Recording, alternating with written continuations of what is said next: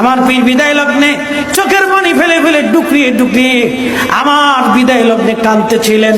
তখন দাদা হুজুর বলেছিলেন, বাবারে, দুনিয়ার কোন মানুষের সিদ্ধান্তে তোমাকে 40 বছর আমি কষ্ট দিই নাই।